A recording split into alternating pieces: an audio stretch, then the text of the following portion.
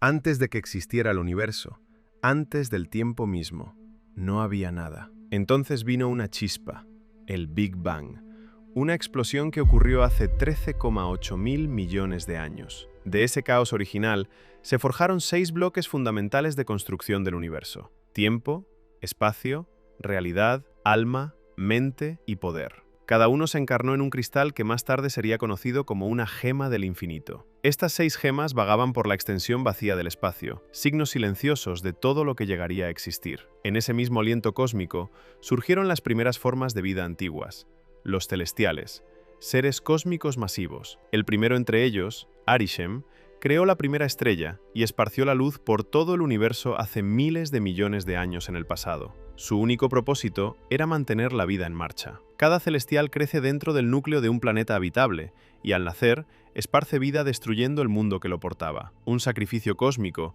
diseñado para permitir el nacimiento de miles de otros sistemas. A través de este proceso, nacieron millones de sistemas solares, compuestos por planetas, incluidos los 9 reinos conectados por el árbol cósmico, Yggdrasil. Entre ellos, Midgard, la Tierra, y Asgard, el legendario reino de los dioses y la luz. Mientras los celestiales continuaban su trabajo a través del cosmos, enfrentaron un problema. Las civilizaciones que necesitaban hacer crecer estaban siendo eliminadas por depredadores peligrosos antes de que pudieran desarrollarse plenamente. Estos mundos requerían protección, poblaciones que pudieran crecer lo suficiente como para alimentar la semilla celestial que crecía en el núcleo del planeta. Entonces, los celestiales crearon una solución: los desviantes, criaturas diseñadas específicamente para cazar y eliminar a estos depredadores peligrosos, despejando el camino para que la vida inteligente prosperara. Pero su creación fracasó. Los desviantes evolucionaron demasiado rápido, adaptándose y cambiando con cada generación. Se volvieron incontrolables, violentos,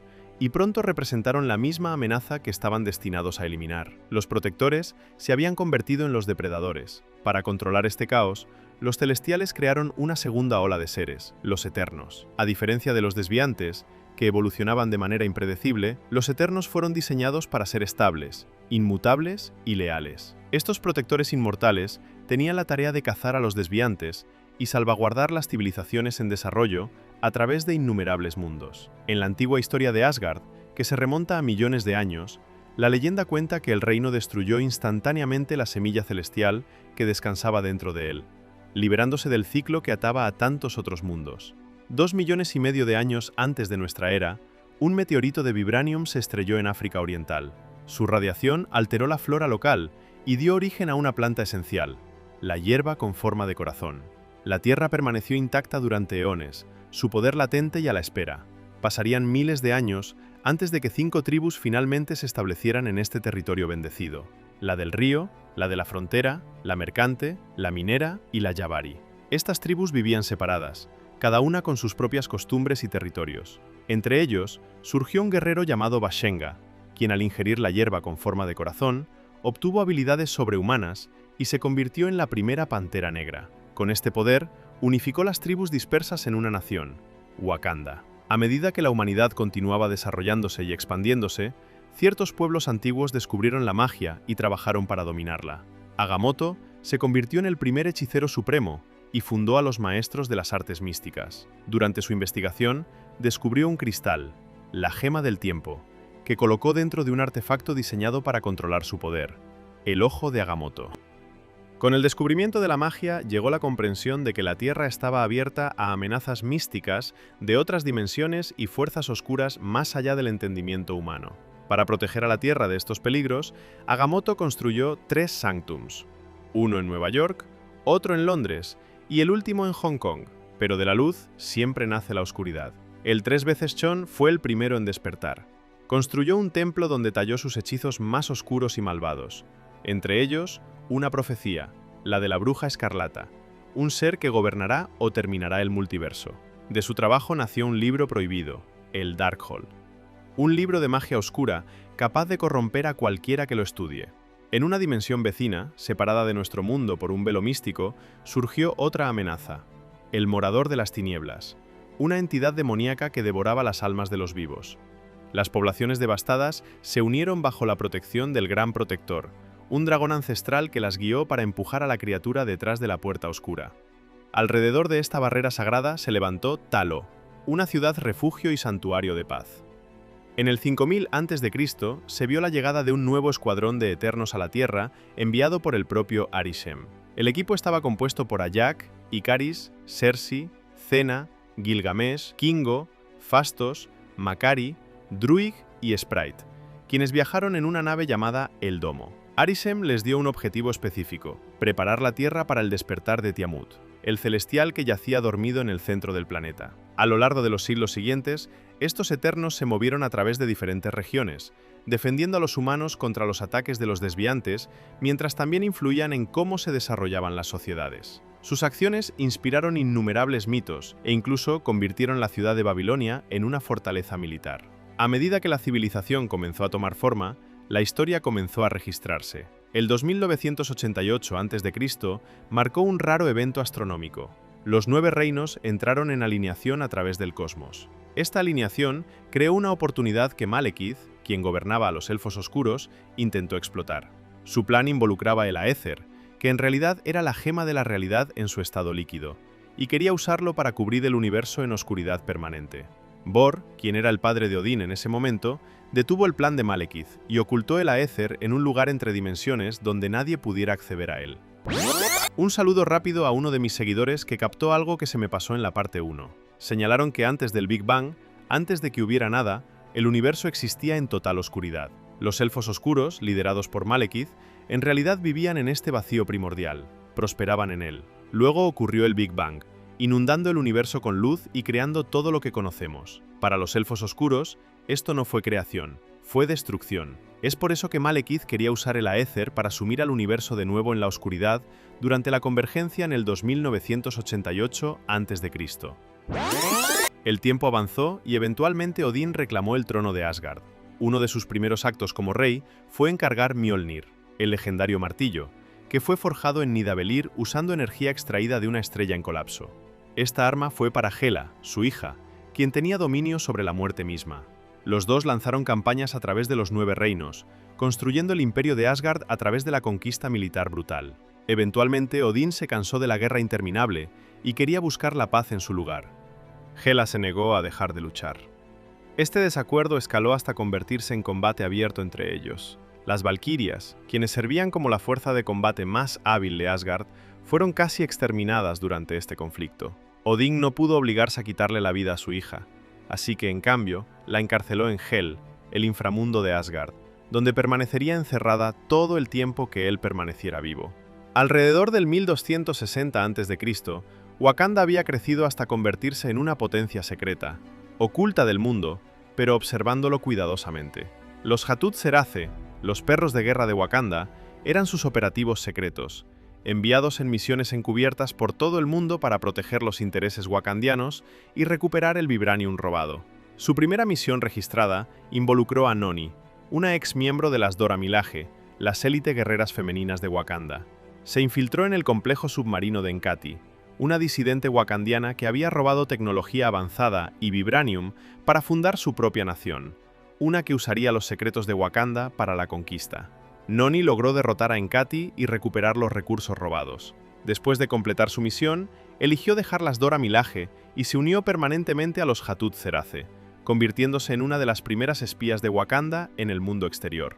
En el 1200 a.C., durante la legendaria Guerra de Troya, otro Hatut-Serace llamado Bekai recibió su misión. Un collar de vibranium había sido robado y rastreado hasta Troya en posesión de la propia Helena de Troya.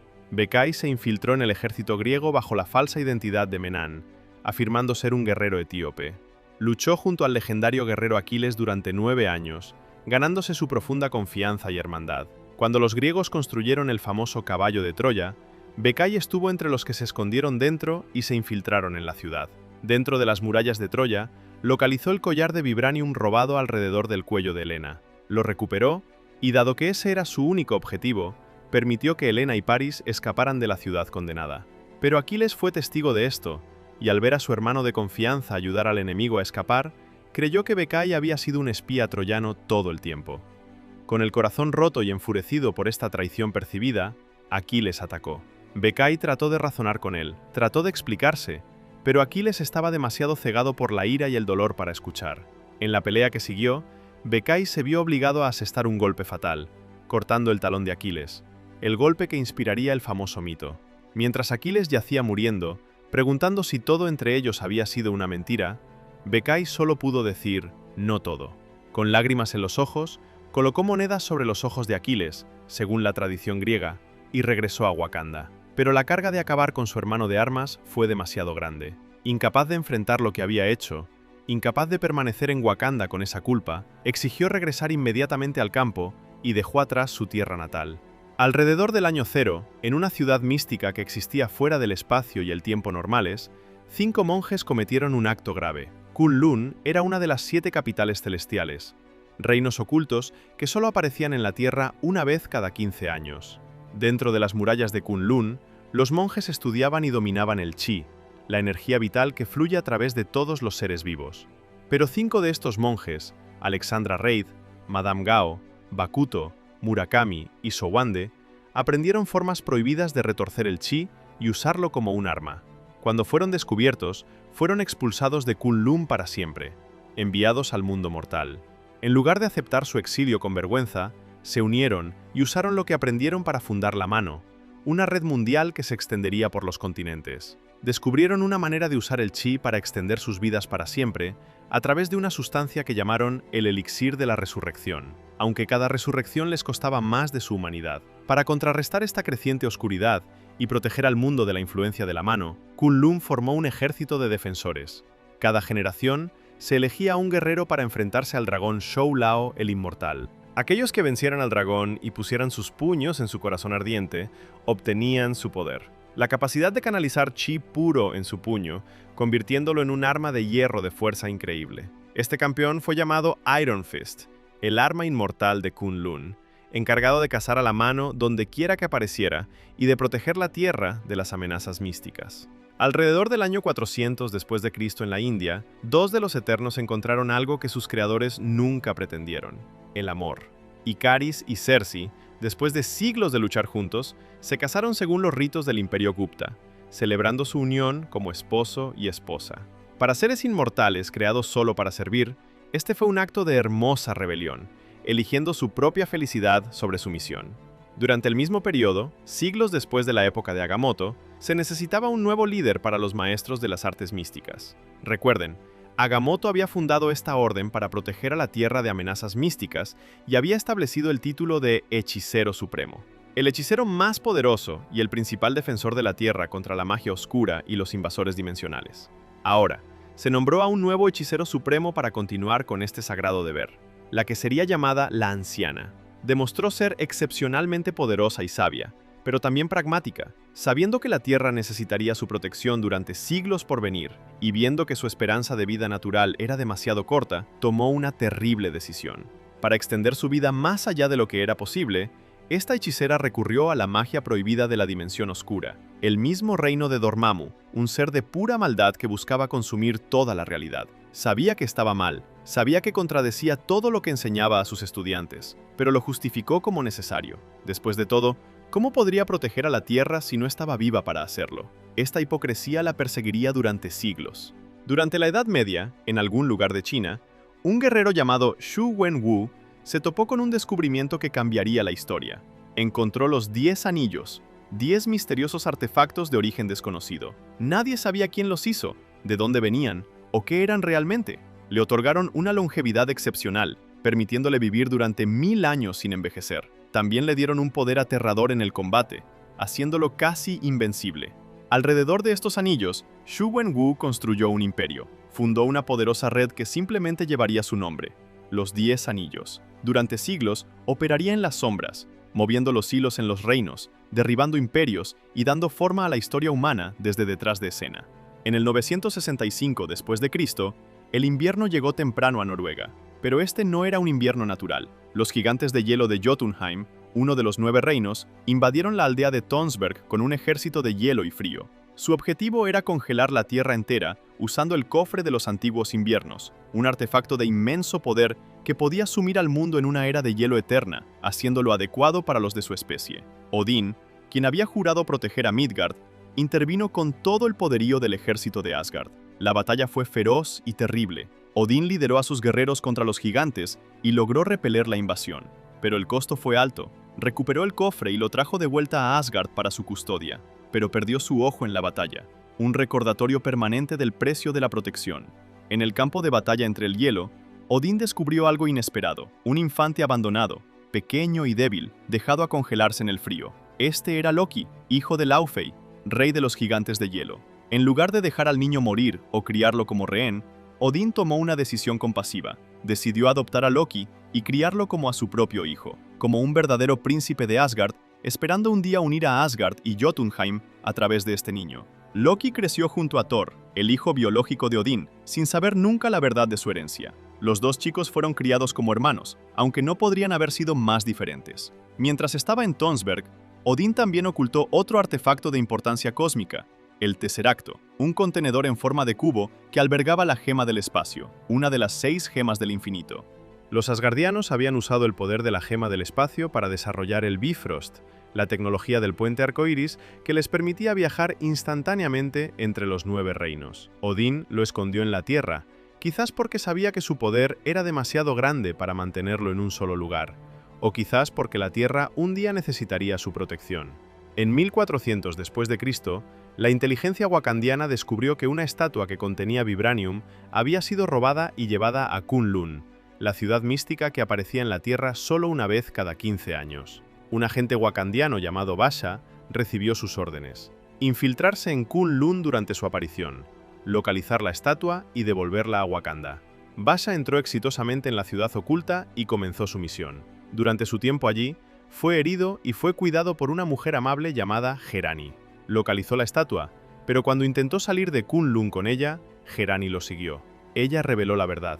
Era una Iron Fist, una de las mayores guerreras de Kunlun, capaz de canalizar el chi. Pero en lugar de pelear contra él, ofreció ayudarlo. Usó su poder para extraer el vibranium de la estatua sin dañarla, permitiendo que ambas naciones conservaran lo que les importaba. Basha y su superior eligieron ocultar este incidente al Consejo de Wakanda, sabiendo que revelar la ubicación de Kunlun y la existencia del Iron Fist podría complicar las relaciones entre las dos naciones secretas. Ayudaron a Herani a regresar secretamente a Kunlun antes de que la ciudad desapareciera nuevamente por otros 15 años. En 1521, los Eternos se reunieron y se dieron cuenta de algo profundo. El último de los desviantes había sido eliminado. Su misión, el propósito que habían estado siguiendo durante miles de años, estaba completa. Pero mientras observaban la llegada de los conquistadores españoles y eran testigos de la caída del Imperio Azteca, mientras veían las atrocidades que los humanos cometían entre sí, la esclavitud, la masacre, la destrucción de toda una civilización, se vieron obligados a confrontar una terrible verdad. La crueldad humana, la violencia humana, la capacidad humana para el mal, era a veces peor que cualquier cosa que los desviantes hubieran hecho. Y sin embargo, las órdenes de Arishem eran claras. Podían eliminar a los desviantes, pero no podían interferir en los conflictos humanos, no importaba cuán terribles fueran. Esta comprensión los convenció de cesar toda intervención futura en los asuntos humanos. Se separaron, cada uno siguiendo su propio camino, viviendo entre las poblaciones humanas en secreto, esperando nuevas órdenes de Arishem que esperaban nunca llegarían. No sabían que el silencio de Arishem tenía una razón. Estaba esperando a que la población de la Tierra alcanzara la masa crítica necesaria para la emergencia de Tiamut. En 1571, los conquistadores españoles llegaron a la península de Yucatán, trayendo armas, codicia y enfermedad. Trajeron la viruela a la tribu indígena Fin, una enfermedad para la cual los nativos no tenían inmunidad. La tribu enfrentó la extinción total. En desesperación, su chamán preparó un remedio usando una planta local afectada por trazas de vibranium en la región. El remedio funcionó. Sobrevivieron, pero hubo un precio terrible. La planta infundida con vibranium alteró su biología para siempre. Ya no podían respirar aire, sus cuerpos necesitaban humedad constante y su piel se volvió azul en la superficie. Habían sobrevivido, pero la tierra se les había perdido para siempre. Se adaptaron, construyendo una nueva civilización bajo el agua. Estos fueron los primeros Talocanil, fundadores de Talocan, un reino oculto bajo las olas. Entre ellos había una mujer llamada Fin, quien estaba embarazada cuando tomó el remedio. Sobrevivió a la transformación, pero su hijo no nacido se vio afectado de manera diferente. Dio a luz a un híbrido, un mutante extraordinario que combinaba lo mejor de ambos mundos. Podía vivir en la superficie y en las profundidades. Tenía fuerza y velocidad mejoradas. Lo más notable, Tenía alas en sus tobillos que le permitían nadar a velocidades increíbles y volar por el aire. Cuando los Talocanil vieron estos pies alados en el recién nacido, creyeron que era una señal de los dioses, como la deidad serpiente emplumada de sus antepasados. Lo llamaron Kukulcán. A medida que crecía, envejeciendo mucho más lento que cualquier otro Talocanil, la reverencia de su pueblo por él se profundizó. Comenzaron a adorarlo como su rey dios, la encarnación viviente de Kukulcán, la serpiente emplumada. Los años pasaron y aunque los Talocanil prosperaban en su reino submarino, Finn lloraba la pérdida de su vida en la superficie y su tierra natal todos los días. Incapaz de regresar jamás a la tierra que amaba, vivió con un dolor que nunca sanó. Eventualmente murió de vejez, su corazón roto por la tristeza de nunca ver su hogar de nuevo. Con su último aliento, hizo una última petición: ser enterrada en la tierra natal de la que había sido expulsada. Kukulcán, todavía apareciendo como un hombre joven mientras su madre había envejecido naturalmente, llevó a su gente a la superficie para honrar su deseo. Pero cuando llegaron a la tierra donde una vez estuvo su aldea, encontraron que se había convertido en una plantación. Los colonizadores españoles habían esclavizado a los pueblos mayas restantes, obligándolos a trabajar la tierra que una vez había sido suya. Enfurecido por la crueldad y la opresión, Kukulcán y los Talocanil atacaron. Quemaron la plantación y acabaron con cada colonizador allí. Mientras se desarrollaba el caos, un sacerdote español moribundo maldijo a Kukulcán, llamándolo el niño sin amor. Kukulcán tomó esa maldición como su nombre. Se convirtió en Namor porque desde ese día en adelante no tenía amor por el mundo de la superficie. En 1693, en el pueblo de Salem, Massachusetts, las casas de brujas habían alcanzado un punto álgido, pero no todas las brujas eran iguales. Mientras Agamotto había fundado a los maestros de las artes místicas para estudiar la magia para protección, y mientras Chon había creado magia oscura para destrucción, existían otras practicantes, aquelarres de brujas que seguían sus propias tradiciones antiguas, transmitiendo hechizos y rituales a través de líneas de sangre durante generaciones. Estas brujas vivían en secreto entre los humanos normales, ocultando sus poderes para evitar la persecución. Entre estas practicantes secretas estaba Agatha Harkness, una poderosa bruja nacida en un aquelarre liderado por su propia madre, Evanora Harkness. Agatha había estado estudiando más allá de los límites que ellas establecieron, adentrándose en hechizos más oscuros y prohibidos. Fue llevada ante su propio aquelarre para ser juzgada, acusada de practicar magia que iba en contra de sus reglas sagradas. Ataron a Agatha a una estaca para ejecutarla, para quemar su corrupción. Pero Agatha había aprendido más de lo que ellas sabían. Mientras su aquelarre canalizaba su magia para acabar con su vida, Agatha hizo algo sin precedentes. Invirtió su hechizo, volviendo su propio poder contra ellas. Absorbió no solo su magia, sino su fuerza vital misma, drenándolas por completo. Cada miembro de su aquelarre, incluida su propia madre, se desmoronó hasta convertirse en polvo. Agatha se alejó de Salem, más poderosa que antes, ahora poseyendo la magia combinada de docenas de brujas, pero completamente sola, marcada para siempre por lo que había hecho. Ahora exploremos el multiverso. Mientras estos eventos ocurrían en la Tierra 616, la línea temporal principal del MCU, existían innumerables otras versiones de la realidad, cada una con sus propias historias desarrollándose. En 1845, en la Tierra 10005, un niño enfermizo llamado James Howlett yacía en cama en los territorios del noroeste de Canadá. Una noche, el guardián de la propiedad de la familia, Thomas Logan, llegó a casa ebrio y molesto, buscando a la madre de James. Confrontó al padre de James, John Howlett, y en un momento de conflicto acalorado, lo hirió fatalmente. El joven James vio caer a su padre y sintió algo despertar dentro de él por primera vez. Su mutación estalló en una ola de dolor y emoción abrumadora. Garras de hueso emergieron a través de la piel de sus manos, rompiendo entre sus nudillos. Sin pensar, impulsado por puro instinto y dolor, James usó estas garras para defenderse contra Thomas Logan. Pero mientras Thomas yacía allí desvaneciéndose, reveló una terrible verdad. Él era el verdadero padre de James. John Howlett había criado al hijo de otro hombre. El medio hermano de James, Victor Creed, el otro hijo de Thomas, fue testigo de todo. Los dos chicos, ambos ahora revelados como mutantes, ambos ahora marcados como diferentes, huyeron juntos en la noche. Se hicieron una promesa el uno al otro. Nunca se separarían. Serían hermanos, leales hasta el final. Durante el siglo siguiente, James y Victor lucharían codo a codo en conflicto tras conflicto, sus mutaciones manteniéndolos vivos a través de batallas que acabarían con hombres normales. Este fue el comienzo del hombre que un día sería conocido como Wolverine. En 1868, en la Tierra 616, algo extraño sucedió en una pequeña casa en Wisconsin. Un joven llamado Victor Timely estaba trabajando en sus inventos cuando un libro apareció repentinamente en su puerta. No tenía idea de dónde vino o quién lo dejó.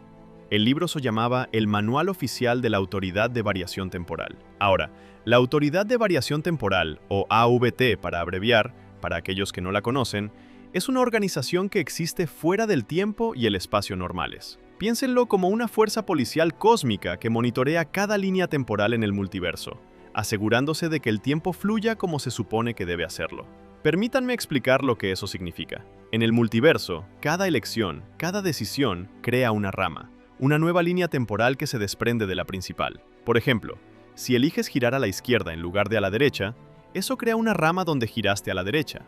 Estas ramas, si no se controlan, se multiplican infinitamente, creando innumerables realidades diferentes. El trabajo de la AVT es evitar que se formen ciertas ramas. Lo hacen a través de algo llamado poda. Cuando la AVT poda algo, esencialmente lo está borrando de la existencia, eliminando esa rama antes de que pueda crecer y crear problemas. Usan dispositivos llamados cargas de reinicio que eliminan completamente cualquier cosa que tomen como objetivo, como si nunca hubiera existido en absoluto. Los agentes de la AVT viajan a través del tiempo, encontrando estas ramas no autorizadas, lo que llaman eventos nexo, y eliminándolas para mantener lo que creen es la línea temporal sagrada, la única línea temporal verdadera que se supone que existe. Cualquier persona o cosa que cree una rama que no aprueben es podada. Pero en 1868, esta organización aún no existía, al menos no de la manera en que llegaría a ser conocida. El manual que apareció en la puerta de Víctor contenía conocimiento mucho más allá de cualquier cosa que existiera en el siglo XIX. Diagramas de dispositivos que no se inventarían durante cientos de años. Explicaciones de viaje en el tiempo, mecánica temporal y tecnología que parecía pura fantasía. Víctor devoró cada página. No sabía que el libro había sido entregado por Ravonna Renslayer. Ravonna, para las personas que no la conocen, eventualmente se convertiría en una jueza de alto rango en la AVT, una de las figuras más poderosas en la organización, responsable de decidir qué líneas temporales viven y cuáles son borradas. Pero en ese momento, en 1868, ella era solo una agente que trabajaba directamente para alguien mucho más poderoso, el que permanece. El que permanece era una figura misteriosa que vivía al final del tiempo mismo, en un lugar llamado la Ciudadela al final del tiempo. Para contexto, el que permanece había ganado lo que se llama la Guerra Multiversal, un conflicto masivo entre innumerables versiones de la misma persona a través de diferentes realidades, todos luchando por el control de todo. Después de ganar esta guerra, el que permanece creó la AVT para evitar que sus otras variantes alguna vez se levantaran de nuevo. Controlaba el flujo del tiempo a través de todas las realidades, decidiendo qué líneas temporales se les permitía existir y cuáles tenían que ser destruidas. Ahora, aquí es donde se pone realmente interesante. El que permanece había orquestado la entrega de este manual al joven Víctor muy cuidadosamente. Verán, Victor Timely no era cualquier niño, era una variante, otra versión a través del multiverso de la misma persona que se conocería como Kang el Conquistador. Kang, para aquellos no familiarizados, se convertiría en uno de los seres más peligrosos en la existencia, un conquistador viajero del tiempo que amenazaría realidades enteras. El que permanece mismo también era una variante de Kang, solo que de una línea temporal diferente. El que ganó la guerra y eligió proteger el multiverso en lugar de conquistarlo. ¿Siguen conmigo? Sé que esto es mucho, pero manténganse enfocados porque esta próxima parte es alucinante. Entonces, lo que el que permanece hizo fue crear una paradoja de Bootstrap, un bucle temporal sin un comienzo o final claro. Al darle al joven Víctor este manual, el que permanece se aseguró de que Víctor estudiaría el libro, construiría tecnología avanzada basada en su conocimiento y los inventos e investigaciones de Víctor eventualmente se convertirían en la base para la misma organización, la AVT, que produjo el manual en primer lugar. La AVT escribiría el manual basado en tecnología que Víctor crearía. Pero Víctor solo crearía esa tecnología porque leyó el manual. Es un bucle cerrado donde causa y efecto regresan sobre sí mismos. Ahora, si toda esta charla de líneas temporales y multiverso les está dando vueltas la cabeza, no se preocupen, no están solos. Vamos a regresar a todo esto y conectar los puntos a medida que avancemos por la línea temporal completa del MCU. Asegúrense de suscribirse para que no se pierdan ningún episodio, porque créanme, todo se conecta de maneras que no esperarán. Víctor no tenía idea de que era parte de este ciclo cósmico. un plan diseñado por otra versión de sí mismo para mantener el control sobre el tiempo mismo y evitar que el multiverso cayera en el caos. En 1896, en Wakanda, un tipo muy diferente de viaje en el tiempo estaba a punto de cambiarlo todo. El príncipe Tafari, tercer hijo del rey y un perro de guerra en entrenamiento, fue enviado en una misión a Etiopía con su mentor Kuda. Su objetivo era simple: recuperar un hacha de vibranium que había sido robada y ahora estaba en manos de extranjeros. Tafari era joven, ambicioso, ansioso por demostrar su valía y dejar su marca en la historia wakandiana. La misión los llevó al medio de la primera guerra ítalo-etíope, con los colonizadores italianos en conflicto con las fuerzas etíopes. A pesar del peligro, Tafari logró recuperar el hacha. Estaba orgulloso. Había tenido éxito donde otros podrían haber fallado, pero mientras se preparaban para regresar a casa, sucedió algo imposible.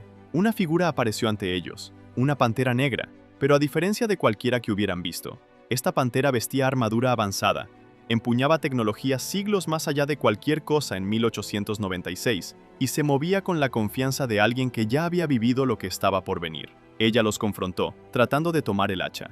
Tafari y Kuda contraatacaron, y juntos lograron dominarla. Cuando su máscara cayó, quedaron sorprendidos. Era wakandiana, una mujer, una reina, y afirmaba ser de 500 años en el futuro. Les contó una historia que parecía locura. En su tiempo, en el siglo XXVI, una raza alienígena llamada la Horda, criaturas insectoides que consumían mundos enteros, había invadido la Tierra. Habían derrotado a los Vengadores, derrotado a las otras naciones, detenido a los héroes de la Tierra uno por uno. Solo Wakanda permanecía, el último bastión de la humanidad debido a su aislamiento. Pero el aislamiento no era suficiente. La Horda vino por Wakanda también, y sin la tecnología y las alianzas que el resto del mundo podría haber proporcionado, Wakanda cayó. La ciudad dorada fue destruida. Su gente desapareció. Se convirtió en la última pantera negra, la sobreviviente final de un mundo que había terminado. Usando tecnología cuántica avanzada impulsada por Vibranium, había viajado en el tiempo a este momento exacto, a esta misión exacta. Les mostró visiones, las ruinas de Wakanda, la Horda destrozando la ciudad, las Dora Milaje caídas en defensa de un reino que se mantuvo solo. Explicó la verdad: si Tafari y Kuda traían esa hacha de vuelta a Wakanda, permanecería oculta para siempre, pero si la dejaban aquí en Etiopía, eventualmente terminaría en un museo británico. Y en ese museo, más de un siglo después, un hombre llamado Eric Killmonger la tomaría. Las acciones de Killmonger lo llevarían a Wakanda. Su desafío a T'Challa obligaría al rey a confrontar las políticas aislacionistas de Wakanda. Y al final, T'Challa tomaría la decisión de abrir las fronteras de Wakanda, de compartir su tecnología con el mundo, de unirse a la comunidad global. Esa elección, la elección que vino de las acciones de Killmonger, salvaría al mundo de la Horda. Sin ella, la Tierra no tendría oportunidad. Tafari enfrentó una decisión imposible. Su misión era llevar el hacha a casa. Su deber era con Wakanda.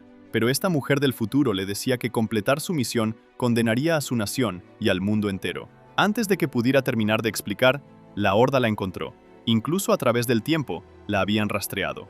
Fue jalada de regreso a su propia era, obligada a luchar una batalla que sabía que no podía ganar. Para darle a Tafari y Kuda el tiempo que necesitaban para tomar la decisión correcta, Tafari miró a Kuda.